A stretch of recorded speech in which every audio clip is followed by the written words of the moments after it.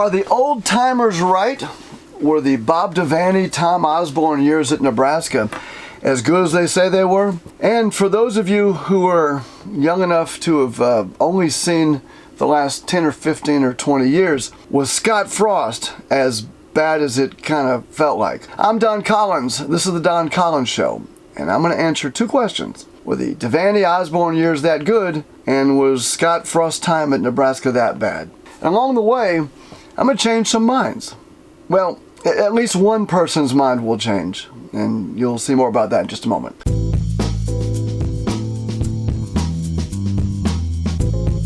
Before we talk about Nebraska's past, both distant and recent, I'd like to encourage you to subscribe to my channel, and if you'll do so, and you'll email me your mailing address to doncollins@mail.com, I'll send you something Husker related in the mail. Now, I should say that for those of you who are still waiting on the cards from Christmas or the week of Christmas, those are in the mail starting tomorrow morning. I did something unusual this year. I took kind of a break. In fact, you'll notice I haven't done a video in the last couple weeks. So it's been a couple weeks of me relaxing, and so, but if you have already subscribed and you're waiting on a card in the mail, it's coming starting tomorrow. Thanks for being patient. And if you haven't subscribed yet, now's a great time to do so, because I'm feeling especially generous. I might just start giving cards out before we hit 2,000 subscribers. But somewhere between now and 2,000 subscribers, make sure you subscribe and email me your mailing address so I can send you something really cool in the mail, like an Anthony Grant or a Gabe Ervin or a Tommy Frazier or a Casey Thompson or a Jeff Sims, who knows. I want to send you something cool, but you got to subscribe to the channel first to get it.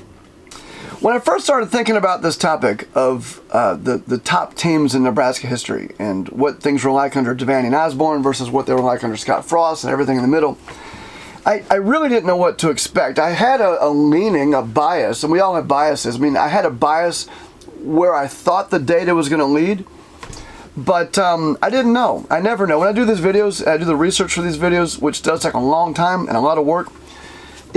You don't know what you're going to get, and that's kind of why it's exciting for me to do this stuff. I wanted to find a statistical way to judge which Nebraska era was the strongest era, at least on paper statistically.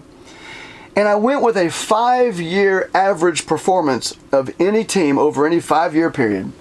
Because, number one, Scott Frost was a coach for 5 years, so we can say over the last 5 seasons, Scott Frost, if he's the bottom, we can look over the last 70 years and say every 5-year period, which was the worst or the best 5-year period. I then chose to do something which was way more work than I thought it was going to be.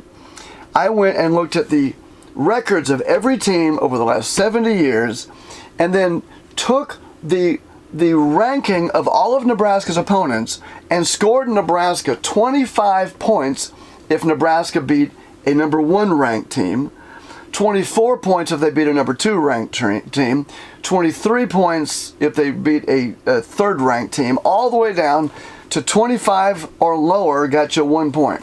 Now on the losses, I reversed it. If you lost to a team that was ranked number 1, you lost 1 point. If you lost to a 25 ranked team, you lost 25 points. Anything 25 or lower, you lost 25 points.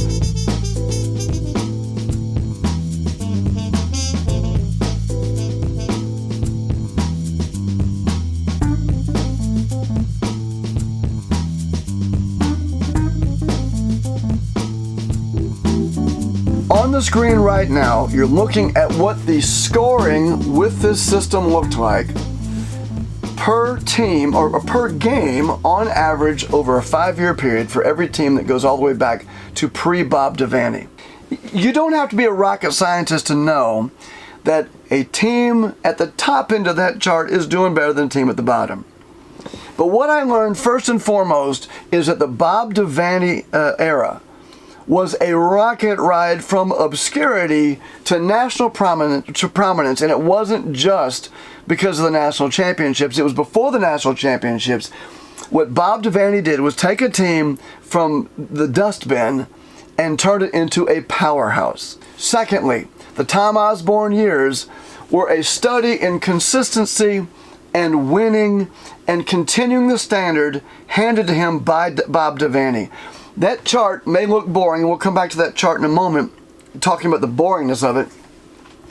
But the Tom Osborne years are punctuated highlighted and hallmarked with the very tail end of his tenure in 1997, where Tom Osborne teams on this scoring system ranked higher than any other team in Nebraska history over any 5-year period. For the old-timers who said that those were the good old days and that those were the, Nebraska was, you just don't know if you weren't there.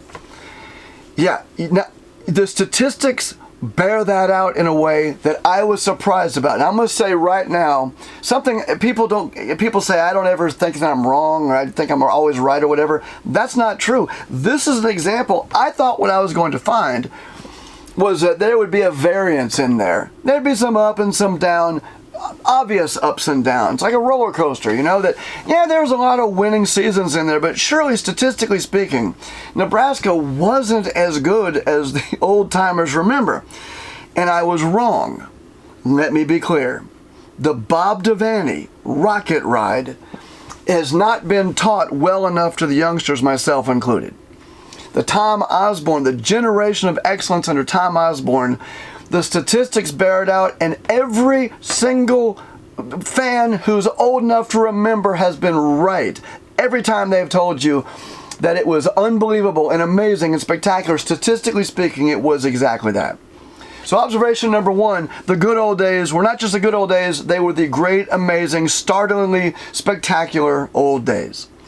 Secondly, it wasn't Scott Frost that started the slide. From the moment Osborne walked away, the team began to degrade and erode over 25 seasons. And it cannot be overstated the influence that Osborne had that was missing when he was gone. And the final lesson I want you to learn, and this is the most important part of the video, because as I was about to upload this video or record this video and put it on YouTube, I realized there's something missing. You see, you remember I talked about the Osborne chart going sideways and kind of boring and all that? Well, it struck me as interesting that, wait a second, there was this rocket ride from Devaney to Osborne, and then Osborne just kind of goes sideways. But how do you account? I mean, you got these 13-win seasons and 12-1 and these strings of, 20 or 30 games in a row with no losses or whatever. And I thought about this. Wait a second. If Nebraska were to play, say, 5 or 6 ranked opponents one year and only 2 or 3 the year before that or year after, in my scoring system, you're going to be penalized by not playing enough ranked teams. You could beat everybody on your schedule, but if you don't play enough ranked opponents, which is not your fault, then your score might not look as good as you actually performed. And that's when I realized the real metric was not just in the nominal score with my system, it was the percent of potential that a Nebraska team won out of their total possible points. It dawned on me, wait a second, why don't we look and see how efficient these Nebraska teams were? The efficiency rating under Tom Osborne in terms of beating ranked opponents and not losing to opponents that you shouldn't lose to, the last 5 years under Tom Osborne hit 90% efficient. Scott Frost, 7%. It's not just that a Scott Frost-led team had a bad win-loss record. It's the lack of beating ranked opponents, and it's the getting the teeth kicked in by teams you're supposed to beat. When you look at the efficiency of the teams, Tom Osborne and Bob Devaney were surgeons. What they did with those teams cannot be overstated. The level of efficiency of the wins, the quality of the wins, the lack of losing games you're not supposed to lose. And that's what's changed at Nebraska. It's not just the win-loss record. There were 10-win seasons under Bo Pelini. Bill Callahan and Mike Riley on paper had seasons that weren't that bad in terms of the win-loss record. But it was the erosion of the culture at Nebraska, beating teams you're supposed to beat, and playing up to the level of your opponents. That has evaporated at Nebraska. It is clear to me, after I looked at the data, that not only were the old-timers right, they were more right than they may even have known. And not only was it as bad as you remember under Scott Frost behind us in the last season, it was worse. It was worse than it ever was in longer than anyone alive can remember. I was wrong. I was wrong in my supposition that first the good old days weren't that good. They were. They were great. They were unbelievable. I was also wrong in thinking that it wasn't that bad with Scott Frost. No, it was. It was worse. It was actually worse, which is hard to believe. It's like Scott Frost. You know, I've heard people say that Scott Frost, you know, started a dumpster fire at Nebraska. Scott Frost didn't start the fire, but it's like he pulled a flag down over Memorial Stadium and held it over the fire. Nebraska's the what we just went through, that's behind. You look in the rearview mirror and watch the smoldering if you want to, but that is behind us. What Matt Rule is already doing at Nebraska, what's already changing with the team, is taking Nebraska back up again. It might. I don't know if we're going to win a national championship. I don't know. Things have changed over the last generation, but we're not going back. The bottom was the Oklahoma game. I said it last year. That video is going to be a testimony to where we are in 2023. That was the bottom. Write it down. We're not going back. Matt Rule is taking us to a better place at Nebraska. Maybe he's not Bob Devaney. Maybe he's not Tom Osborne. We don't know about that. It's darn sure not Scott Frost. The team is already better than it was under Scott Frost. And that's why I keep telling you, in video after video, and I'm going to end this video the same way I keep ending these videos since I did my Bones Will Be Thrown video a couple weeks ago. In 2023, Bones, with all due credit given to Adam Carricker, Bones will be thrown. Thanks for watching Go Big Red. I'm Don Collins. I'll see you next video.